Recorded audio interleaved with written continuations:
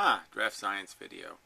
Yeah, back on the physics, and yeah, I'm still kind of stuck with, just the minutia of the model, because, I want to get this part right in terms of trying to figure out what the filtering mechanism is. You have this field of chaos, and somehow it is condensated into what we call the material universe, and these objects doing these basically simple things, but it comes out very complex in the terms of what we are. We can see this huge amount of complexity, and in this in-between layer between the big universe and the little universe, which we kind of know both of those universes are basically just functioning on these crude forces, gravity mostly.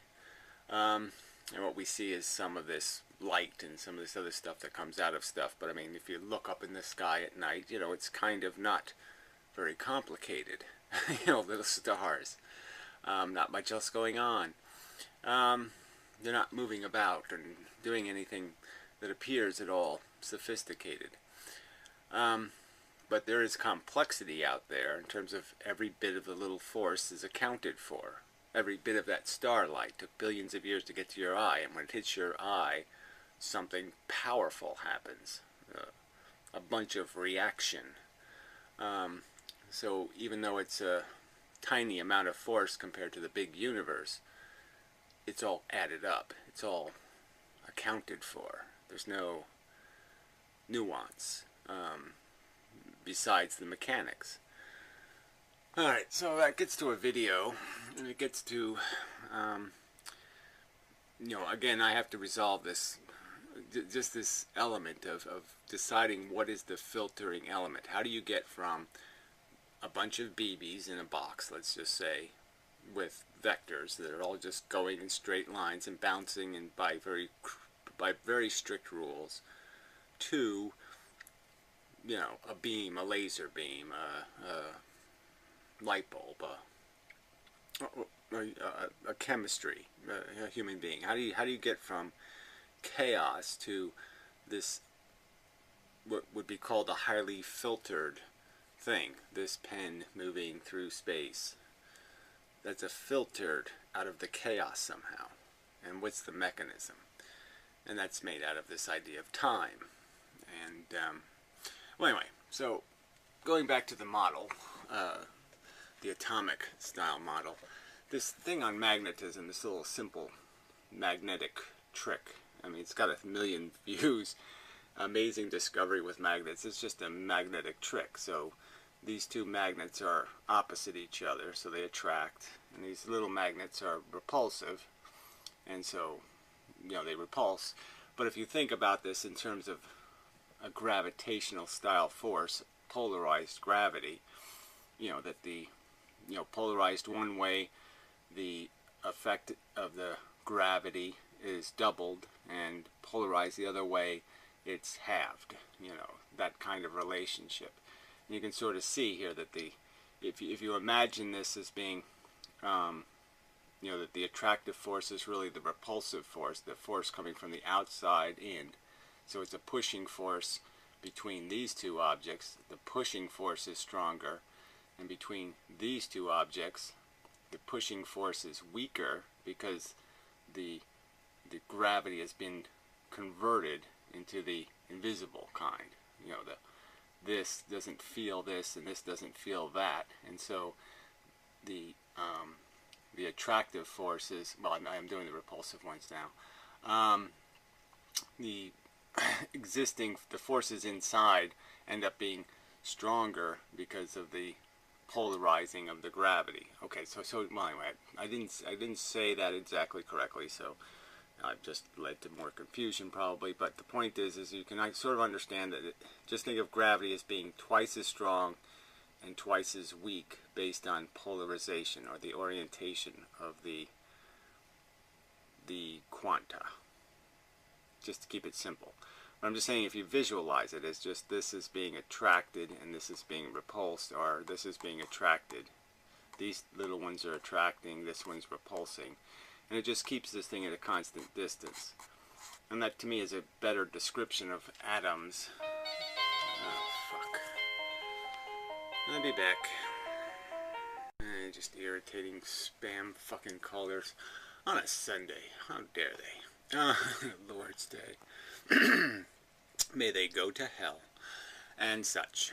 Anyway, so yeah, I just think there's a better model of understanding the dynamics that are holding atoms together, and the idea that maybe the whole thing of this orbiting thing doesn't really work on this level, and it doesn't really work in chemistry much either. And I think it's better understood as positions. Like these are all positions. And if you could just see, instead of these circles being circles, just made them into a pointed circle. Like one end would be an orientation. So what's the tendency of that location? And that what's really happening is the tendency is just changed. And so when these tendencies are all going in one direction, you have velocity. And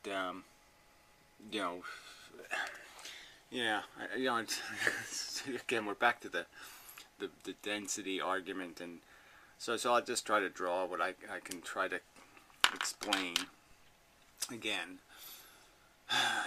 All right, so you start with just these arrows, right? So you have just a bunch of this chaos, so it's just stuff going in all directions, and when the stuff has a certain density, so you could just kind of visualize that as there's a certain probabilistic likelihood of interaction based on how dense these objects would be, and that we could sort of understand that in matter, so this would be empty space, in matter that density is much higher.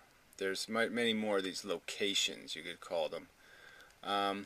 And that sort of goes with field theory. These different field theories that exist, which are basically just taking Einstein's convergence, or this idea of the bent space. And what the bent space is really a description of is the change in density. So, if you were to take it as a topographical map, it's like the lines are far apart out here, and then they get closer together and closer together and closer together and closer together as you get more dense. And so it's almost like that would be like a mountain on a topographical map would be described by how close those lines are as altitude. And so you could topographically describe in a two-dimensional image of the universe, objects, by that topography, so you get the idea of that falling in thing. If you just turned it upside down and just thought of those being the holes that stuff is falling into. But it's really density. So it's really this that it's doing. It's really the density of the space that's dictating what we consider to be its capacity to create gravity, to cause something we would call gravity.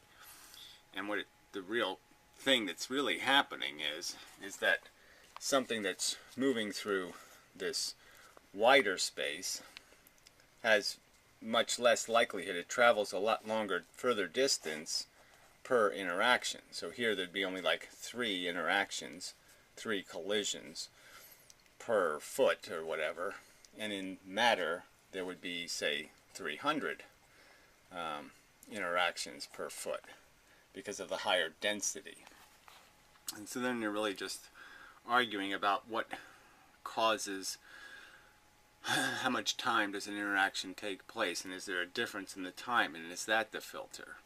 So what I'm fiddling with as ideas, as ways of modeling this mechanism and saying what is causing the difference, what's causing matter to become filtered, the quanta, to go from chaos to streams of, like a laser beam. I should just use a laser pointer to, well, you can't really see it anyway unless I create smoke. Anyway, I don't have any cigarettes to do that with. But anyway, hint and such. Yeah. So there's these 2 kinds of interactions, right? There's the 2 things come in going different directions. They interact. this one ends up going this way, and this one ends up going that way. Or there's the head-on collision, you could argue, and what's happening is, this one ends up going the U-turn and going this way, and this one ends up U-turning and going this way. So my thought is on this is that this interaction is kind of a, you have to almost go to a full stop, so to speak, and then start up again if you were thinking in terms of regular velocities of regular material objects, but quanta don't work that way. But I guess what I'm arguing is that I think the difference between these two interactions is the amount of time they take. And that this one, where it's just changing its direction purely, takes less time than this one, where, it's not just changing direction, it's actually having to stop this object and then completely reverse its direction. And that one actually takes more time than this interaction. And that is that's fundamentally what filters the universe, is the time difference. The two things can be moving the same way, and depending on what kind of interactions they have, they'll progress through space at a different rate based on what they interact with. So in a way, speed isn't a constant, the speed of light.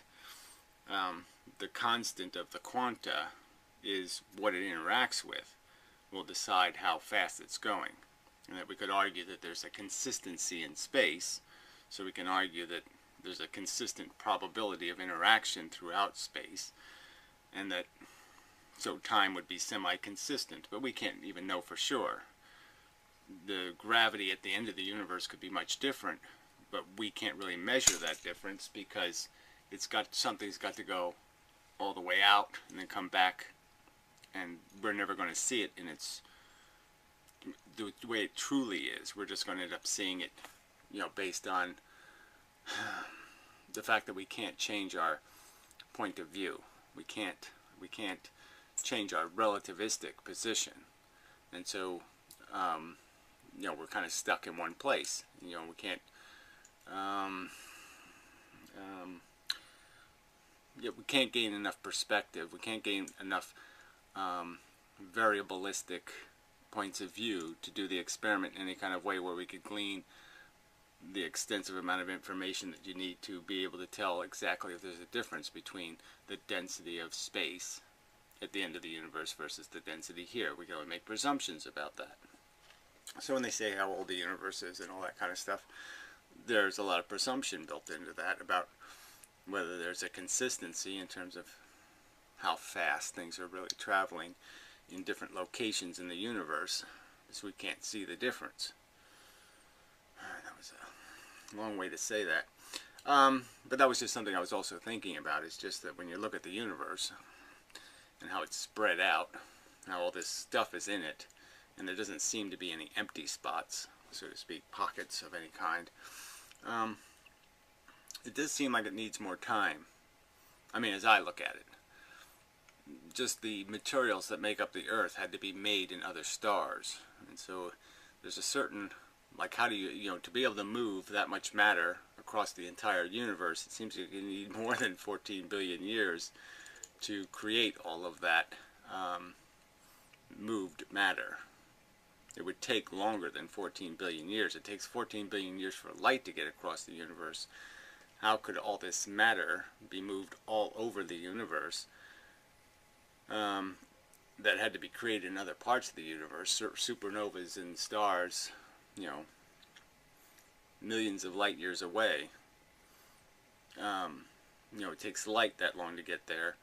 How long would it take heavier pieces of matter, minerals, elements, to travel that great distance?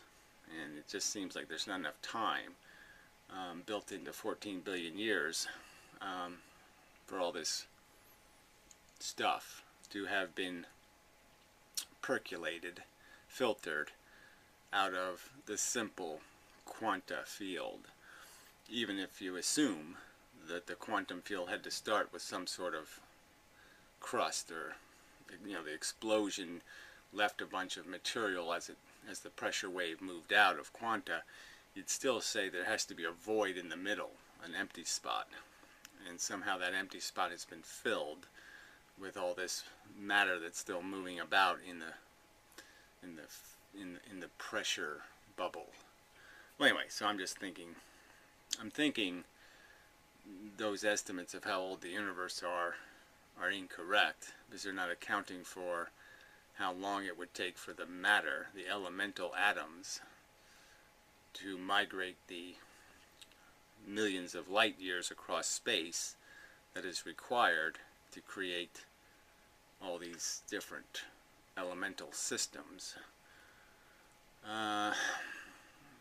Yeah, I mean, the presumption is that all the matter that makes up our solar system came from someplace else.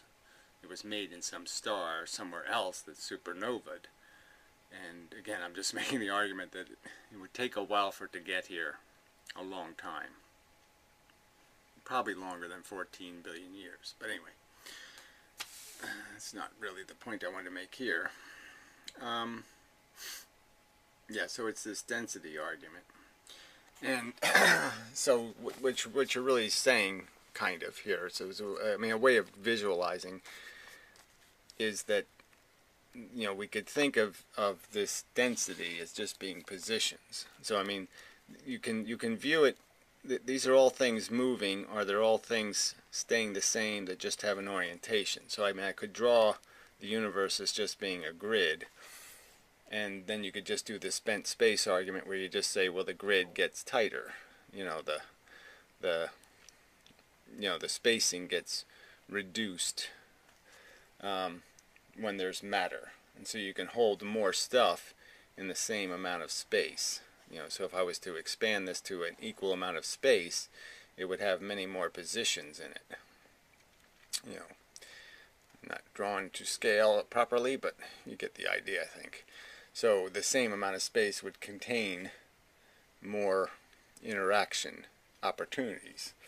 And what's happening with matter is that, you know, the idea of gravity by this straight line force model, again, is just this idea that if you think of the quanta always moving and applying pressure in all directions,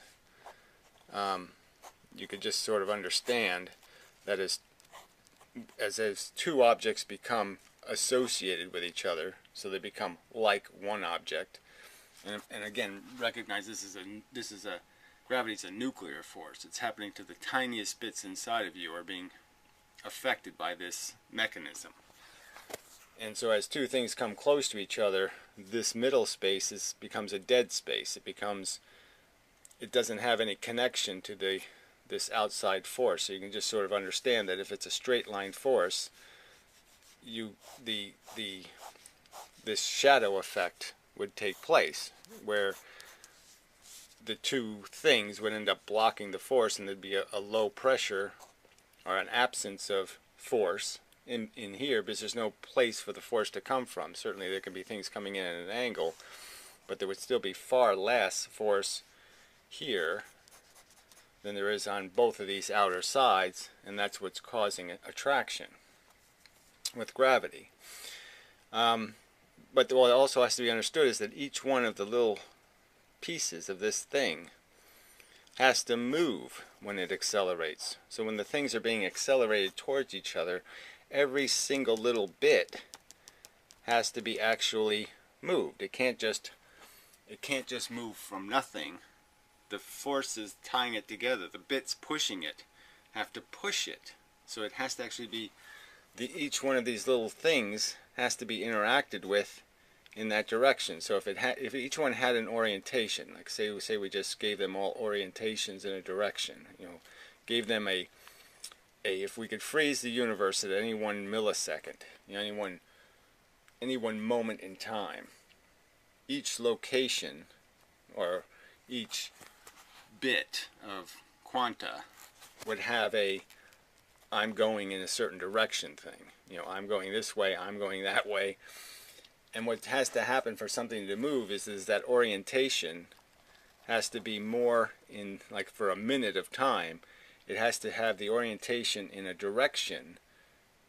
Okay, so for this thing to move this way, for this to go this way, all these locations in, say, 1 minute of time would have to have more, they would have to spend more time oriented in that direction.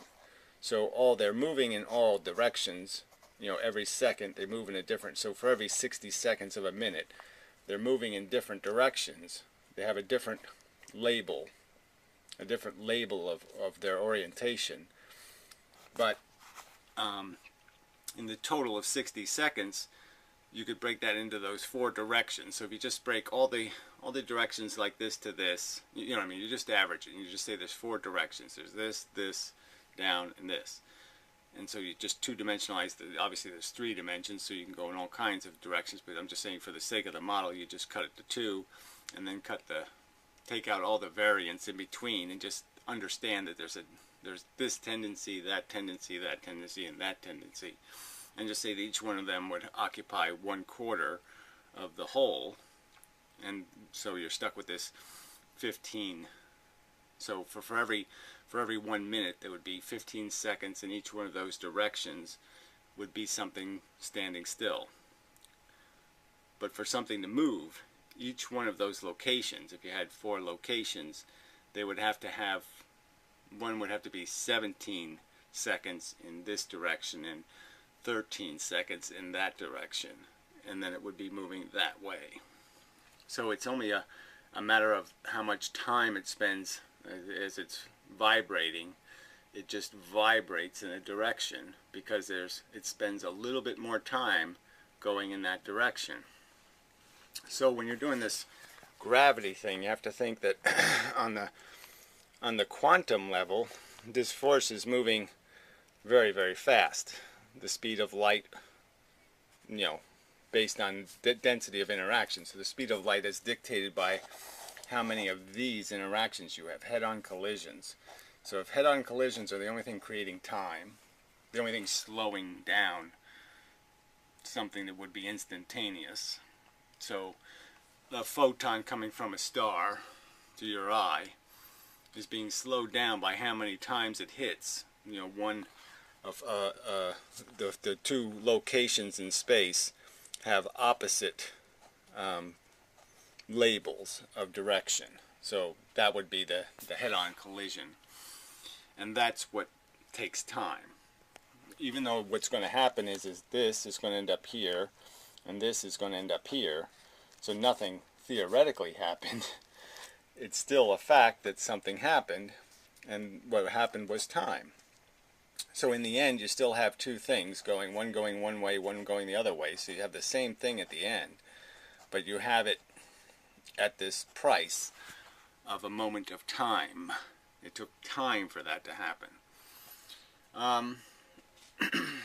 So you can kind of understand that the more dense the field gets, the more time it will take for this orientation to pass, to move a distance. So distance takes time. So there's the relationship between distance and time, is the amount of time it takes for that switch of direction. Complete 180-degree switch. So a 90-degree switch doesn't cost any time, or let's say it takes half the amount of time of what it takes for this complete direction change, the 180-degree direction change. So the degree of direction change is proportional to the amount of time it takes for the interaction to complete. So anyway, so you can sort of understand that when gravity's happening, what's really happening is that it's only affecting material objects because they have the higher density.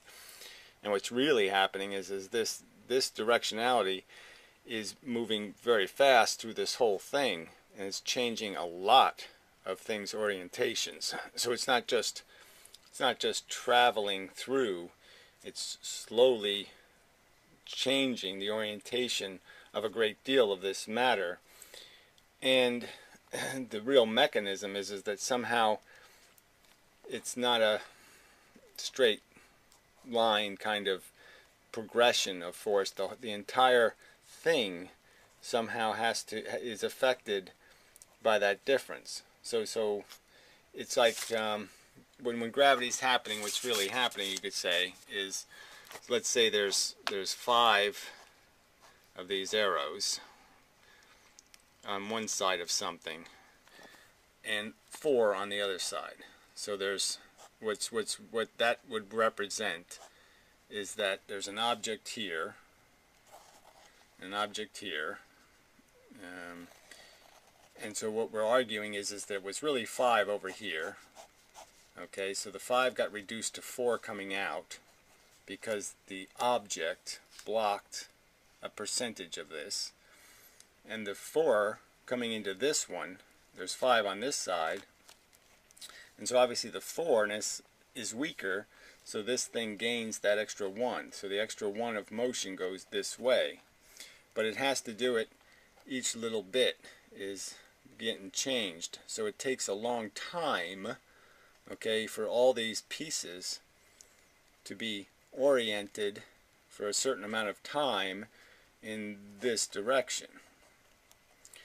And so this ends up now, see, it started with 5, but now that it's moving, and so it's taking a lot of time to change all these arrows for a certain amount of time, now it's only producing 4 out, right? Because it's absorbing the arrows by moving. So it's the acceleration that is really eating the arrows.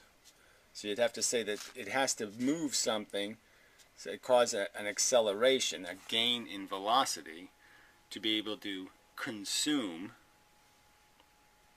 quoting, to occupy, to control, to possess, to own, maybe that's the way to say it, to own the arrow for an amount of time.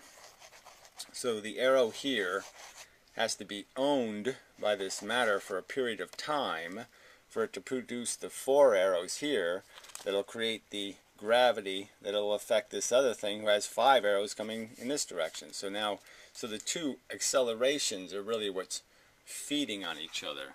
They're inducing acceleration in each other, because by accelerating they consume the force that would be affecting the other thing in front of me. Let's say there's something in front of me. The arrows behind me are getting consumed by me for a period of time, owned, and I move, and so I'm consuming it, but I'm moving much slower than the speed of the force. I mean, 1 billion times slower. As a big material thing. The interior parts are getting accelerated, but the force itself is being incredibly slowed down. It's making no progress in a sense. It's, what I see as my fast motion is really its slow motion. So this is where it gets into these kind of ironic statements where you say, to go fast as matter, you have to go slow as quanta. It doesn't sound right, but that's kind of what it is. So to go fast, you have to go slow. Yeah. Yes, technically that's not what's happening, but obviously it's happening in the sense that you're getting slowed down by more interactions. Okay. So the 2 are basically inducing each other. So as I accelerate, I consume force, I occupy force, I own it for a while. That causes a less force to go through me. So the force behind me slows down going through me, can't get to the thing in front of me.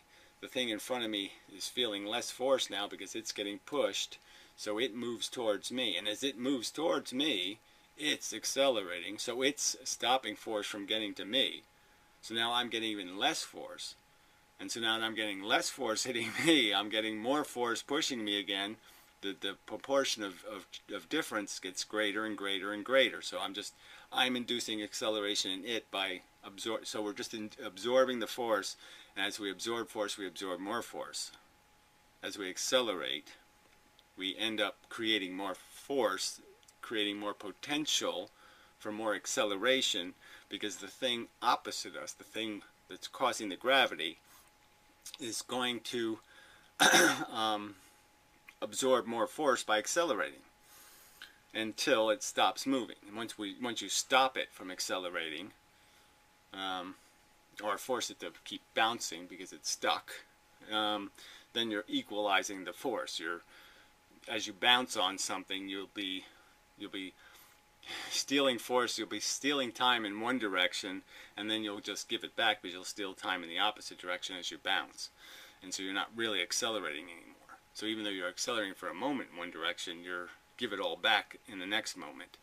But for each one of those moments, you are in fact a real thing. You're repulsive and attractive for those moments. But I don't want to get into moments. Well, that's what it gets. But it's all about time. Because time is the real thing filtering this stuff.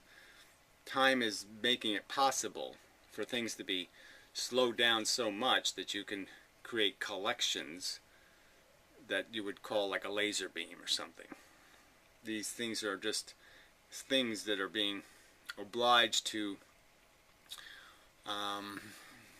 yes, it's just so hard to explain it because of the density of the probabilistic. I mean, you have to understand it on the density of the universe, and you know, you're talking about billions and billions of interactions in just a grain of sand, and that the only thing that's making the difference is the fact that over time there's more of a probability of a certain kind of reaction taking place inside that thing, and there's only a slight change of a 0.00001% change, and it ends up being 4 miles an hour.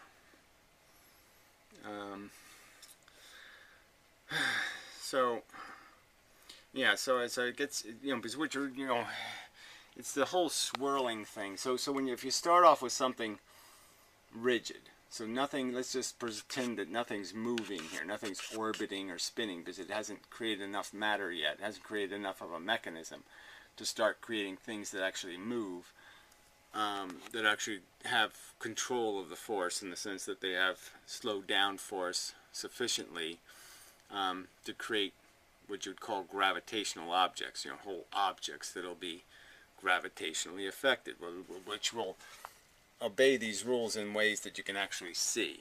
So where you get to the probabilistic equation gets far, if you get far enough out, you slow it down enough. And so it's like speeding the universe up. If you could speed the universe, the stars up, you could see patterns in their movement, but you can't see the patterns because of how slow it is from our perception. And it's the same thing for the small universe, is you need to slow it down to see the pattern, the mechanism, how exactly the force is being changed, filtered, how the force is filtering, how the simple change, the simple fact that the more of these head-on collisions you create, the more time you create, the slower the progress of a change you create, the slower it would appear to be. How to put it? The collecting of it, so what it really is this density argument. Again, you're talking about this chaos field, of average density gets, like I said, in matter gets highly reduced, to a much more efficient compacting of that.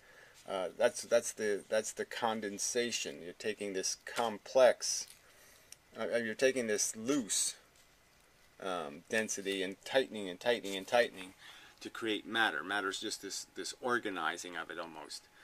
And again, the mechanism of that organization is just the difference between having this reaction, a 90-degree reaction, versus having a 180-degree reaction. And that's the filter. Alright, I don't know if I want to, but anyway, that's what I'm hung on anyway. I'm just hung on drawing that image, putting that into some kind of terms that I can explain in a video like this one, except in some way that's a lot more understandable.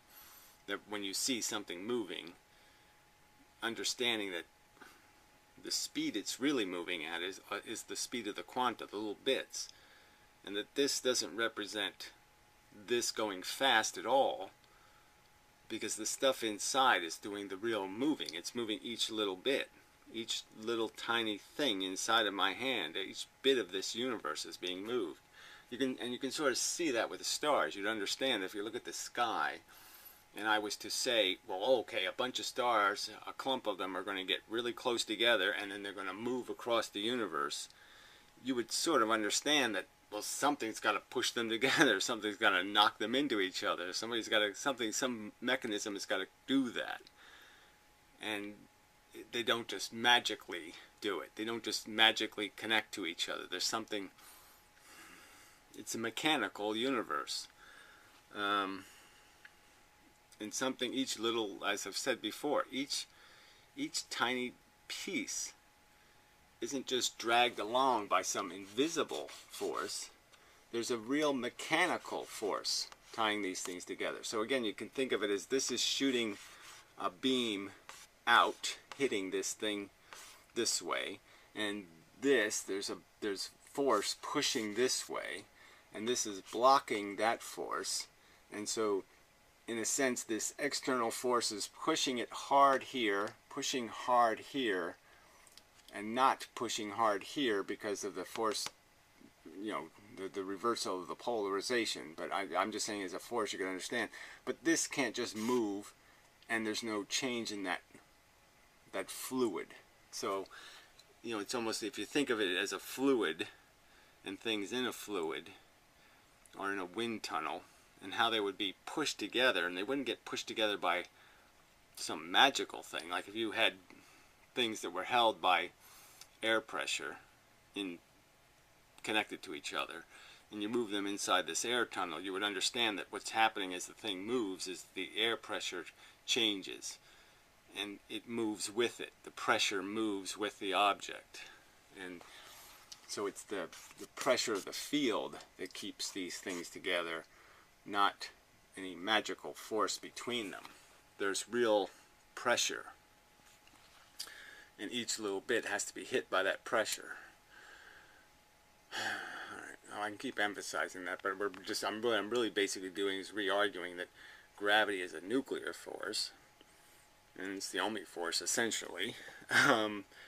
But the only force is really just this quanta, these little bits with a direction, and the fact that once you slow down some percentage of them by having them have slower interactions or more interactions, that's the filter. That's the thing that changes this position, wrong way to say it, but allows you to create this tighter universe, this more densely packed, more efficiently packed, organized. I mean, the very relationship of an orbit, you can sort of see the idea would be is that this is going this way, and this is going this way, and this is going this way, and all these things are being pushed into each other by this force. But like I said, an orbit is an illusion. There's really just positions, and this position just keeps getting hit in by the fact that there's more force out than there is on the inside. So the lack of force moving this way is always going to push that in this way. But there's no real momentum doing this, spinning. None of these things have momentum, because the only way they can have momentum is that there has to be something, there have to be one of these things inside of this thing, and each one of these location bits has to be oriented in a certain direction. But I'm just saying, if you thought of if you just had if you just made a circle of things, and you gave them all a disposition that was equally, I mean, a proportional percentage of their percentage of the total. So there was just as much time spent in this position as this position as this position as this position. I'm just saying that's essentially what an orbit is. An orbit is basically taking directionality and saying in the one orbit, one go around here, there is just as much going this way as there is going this way, as there is going that way, as there is going that way. So in a sense, if you just look at it that way, that it spends, if you broke it down into just the square, it does spend as much time going this way and this way. I mean, that's what a circle is, and then this way. So obviously these two cancel out, and these two cancel out. So, you know, yeah. And so, so that's the thing holding the thing together, is the fact that this is where force gets condensed because you balance it. You have equal amounts in specific location, and that will allow that to be maintained. The universe will, in a sense, allow it to be preserved.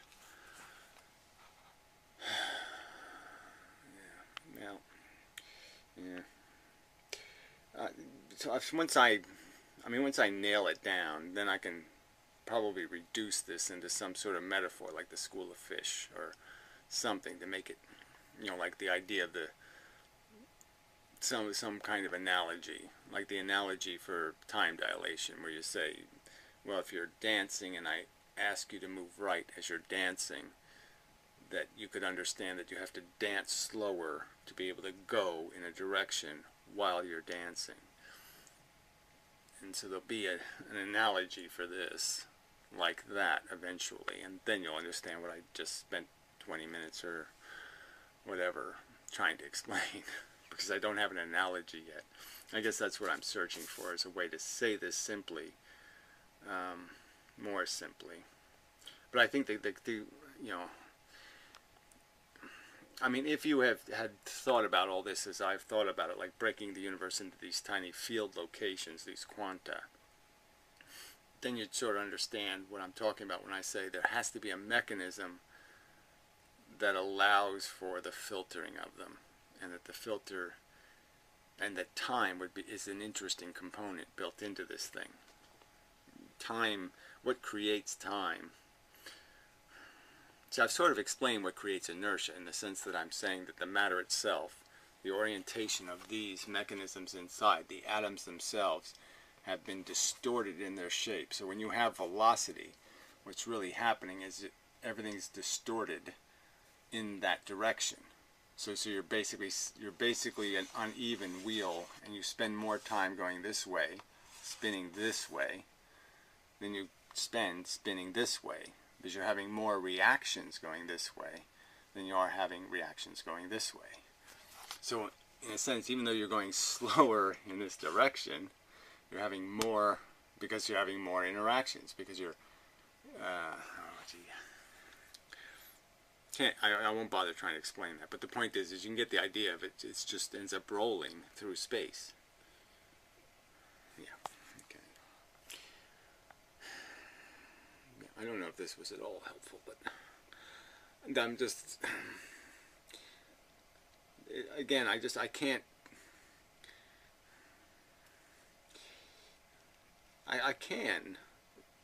I don't really have to do this. I don't have to resolve this to make the basic arguments about how these are all the same force. This is all a form of gravity. Magnetism is a form of gravity. It's polarized gravity. So I should just make that argument and move on. But we'll see what I decide to do. I mean, I really want to resolve the, I mean, if I can get this, if I can get the functions of time done, and then recognize what the scale is, then, you know, then I think it'd be a more solid explanation when you get to magnetism, if I can resolve that first.